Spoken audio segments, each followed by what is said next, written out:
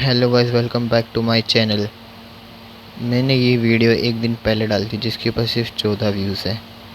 ये देख के मुझे शौक तो लगा था, और वैसे भी मैं न्यू क्रिएटर हूँ तो मुझे को ज़्यादा पता भी नहीं है। फिर मैंने सोचा कि क्या हो सकता है जिसकी वजह से मेरे इतने कम व्यूज़ आए। फिर मुझको पता चला मेरी कमेंट्री प्लस एडिटिंग इतनी ज़्यादा बेकार है, ऊपर से गेमिंग भी, कि मैं चाह के भी अच्छे खासे व्यूज़ नहीं ला सकता हूँ। तो फिर मैंने सोचा कि मैं ऐसा क्या करूँ कि व्यूज़ मेरे पास आए, अट्रैक्ट हो मुझसे। तो मैंने स्टोरी टेलिंग की सोचा। तो आज मैं तुमको वही करने जा रहा हूँ। तुमको मैं एक ऐसी स्टोरी बताने जा रहा हूँ जो कि बहुत ज़्यादा हॉन्टेड है, और ये घटना है ऑस्ट्रेलिया की।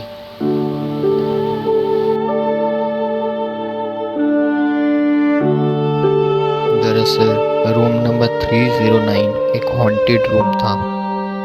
कुछ समय पहले एक स्टूडेंट ग्रुप एक होटल में आया था अपनी हॉलीडेज़ मनाने के लिए, मगर उनको पता नहीं था जल्दी ही उनकी हॉलीडेज़ उनके ऊपर भारी पड़ने वाली हैं। वो टोटल 6 लोग थे। उनमें से 3 लड़कियां थी और 3 लड़के थे। लड़कियों ने अलग रूम लिया, लड़कों ने अलग रूम लिया। लड़कियों को रूम नंबर 309 मिला था। 3 लड़कों का नाम जॉन, स्टीवन और एलेक्जेंडर था, और लड़कियों का नाम था मिया, सोफिया और एलिजाबेल। ये सारे के सारे लोग पहले दिन तो बहुत मज़े करते हैं, डिस्को जाते हैं, लेट नाइट पार्टी करते हैं। लेकिन इनको क्या पता था कि इनका तीसरा दिन इनका आखिरी दिन होगा।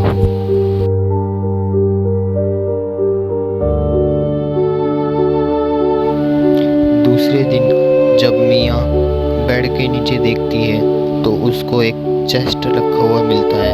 तो जब उस चेस्ट को खोलती है तब वो उसमें देखती है कि एक टूटा हुआ क्रॉस और एक अजीब सा डोल टाइप का कुछ रखा हुआ था उसके अंदर। तो उसने उस चीज़ को किसी को बताया नहीं, अपने बैग में रख लिया कि वो घर जाके इसको 100 पीस में लगाएगी।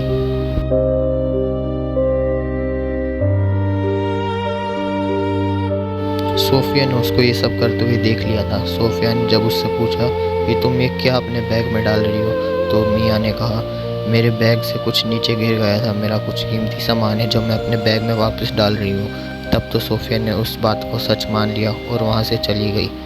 3 घंटे बाद डोर पे नॉक होने की आवाज़ आई। उस समय उस कमरे में मियाँ के अलावा और कोई नहीं था। मियाँ ने जब डोर खोला तो वहाँ देखा कि एक अजीब सी बूढ़ी औरत वहाँ पर खड़ी हुई है और मियाँ को गुस्से भरी आंखों से देख रही है। मियाँ वो देख के डर चुकी थी। उस औरत ने कहा कि क्रॉस कहाँ है, क्रॉस कहाँ है, ऐसे करके 3 बार चिल्लाई। मियाँ डर गई और गेट बंद कर दिया। उसके बाद जब डोर से कोई आवाज़ नहीं आ रही थी, मियाँ फटाफट भागी गई और जाकर क्रॉस और उस डोल को जाके नाले में फेंक दिया, जिसकी वजह से अब उनकी जान खतरे में पड़ चुकी थी। उसके बाद सोफिया जब कमरे में आई तो देखा कि मियाँ बहुत ज़्यादा डरी हुई है, वो बुखार में तड़प रही थी। सब फटाफट सोफिया ने और दोस्तों को बुलाया और मियाँ को डॉक्टर के पास लेके गए। डॉक्टर ने कहा कि अभी इनको बेड रेस्ट की ज़रूरत है। सब ने मियाँ को एक कमरे में अकेला छोड़ दिया और बेड रेस्ट दिया।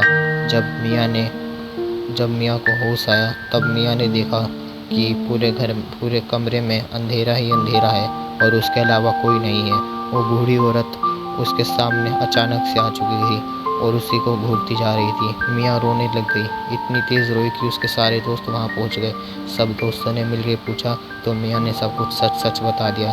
दोस्तों ने कहा ये सब उसका वहम होगा, और फिर मियाँ बोली कि नहीं, ये सब वहम नहीं है, मैंने महसूस करा है। सब दोस्तों ने उसका मजाक उड़ाया और उसका मेडिसिन खिला के सुला दिया। उसके कुछ समय बाद मियाँ ने देखा कि उसकी डेड बॉडी उसके सामने पड़ी हुई है